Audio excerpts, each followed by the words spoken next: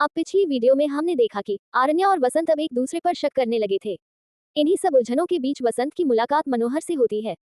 फिर मनोहर उसे बताता है कि ये घर बहुत सालों से ऐसे ही लोगों को फंसा रहा है और अब वसंत के पास बस एक ही रास्ता है, सही टाइमलाइन को खोजो और खुद के सही वर्जन के साथ जियो, वरना हमेशा के लिए खो जाओ अपने ही जैसे हजारों वर्जन के बीच। अब ऐसे ही टाइमलाइन में घूमते घूमते उसके कई सारे वर्जन क्रिएट हो जाते हैं और उसी के साथ आरण्या के भी वर्जन क्रिएट हो जाते हैं, लेकिन उन दोनों के असली वर्जन अलग हो जाते हैं। अब वसंत उसके असली आरण्या को ढूंढने में लग जाता है, लेकिन उसे कई बार टाइमलाइन क्रॉस करने के बाद भी असली आरण्या नहीं मिलती। अब ऐसे ही आगे जाते जाते उसे अब आरण्या कहीं नहीं मिलती और एक जगह तो उसकी मौत हो चुकी थी। इसी के कारण अब वो बहुत ही परेशान हो जाता है।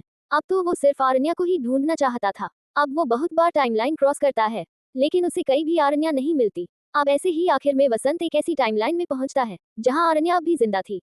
वो दोनों साथ निकल जाते हैं। अब लास्ट में हमें दिखाया जाता है कि जब बीच रास्ते में वसंत फ्रेश होने के लिए गाड़ी रोकता है, इसी बीच उसका सामना उसी के वर्जन से होता है और वो दोनों एक दूसरे को देखकर शॉक हो जाते हैं। लेकिन अब वॉशरूम से सिर्फ एक ही वसंत मुस्कुराते हुए बाहर निकलता है। तो अब सवाल ये है कि जो बाहर आया वो असल में वही वसंत था या फिर उसका वर्जन? और अगर वो असली वसंत था भी, तो क्या वो वाकई में अपनी असली जिंदगी में लौटा है, या ये बस एक और टाइमलाइन है, एक और भ्रम? तो दोस्तों, अगर आपको भी ऐसे ही टाइम लूप में जाने का मौका मिलता तो आप क्या करते? ये कमेंट करके जरूर बताएं।